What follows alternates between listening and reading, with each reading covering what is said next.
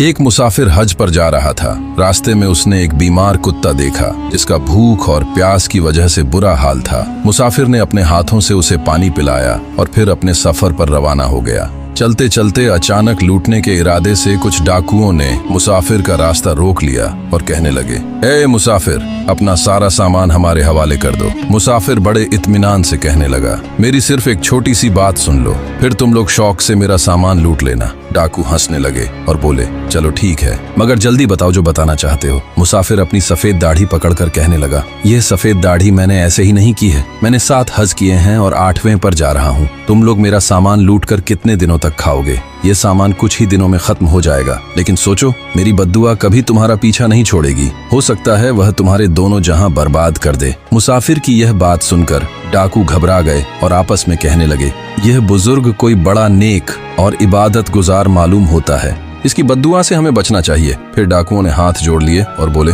ऐ भले आदमी, हमें माफ कर दो, हमसे गलती हो गई। अब तुम अपने रास्ते जाओ और हम अपने रास्ते जाते हैं। डाकुओं ने अभी कुछ कदम ही उठाए थे कि अचानक डाकुओं पर बादशाह के सिपाहियों ने हमला कर दिया और डाकुओं को गिरफ्तार कर लिया। जब डाकू पकड़े गए तो एक डाकू दूसरे से कहने लगा, देखा बुजुर्ग की बद्दुआ का नतीजा। फिर सिपाही डाकुओं को बादशाह के दरबार में ले जाकर पेश कर दिया। उस बादशाह की एक नौजवान बेटी थी जो एक खतरनाक बीमारी में मुब्तला थी। डॉक्टरों और हकीमों ने यह कहकर जवाब दे दिया था कि अब उसे सिर्फ किसी नेक इंसान की दुआ ही शायद बचा सकती है। इसलिए बादशाह ने डाकुओं से कहा, अगर तुम लोग मुझे किसी ऐसे नेक इंसान का पता बता दो जिसकी दुआ से मेरी बेटी ठीक हो सके, तो मैं तुम लोगों की सारी चोरियां माफ कर दूंगा।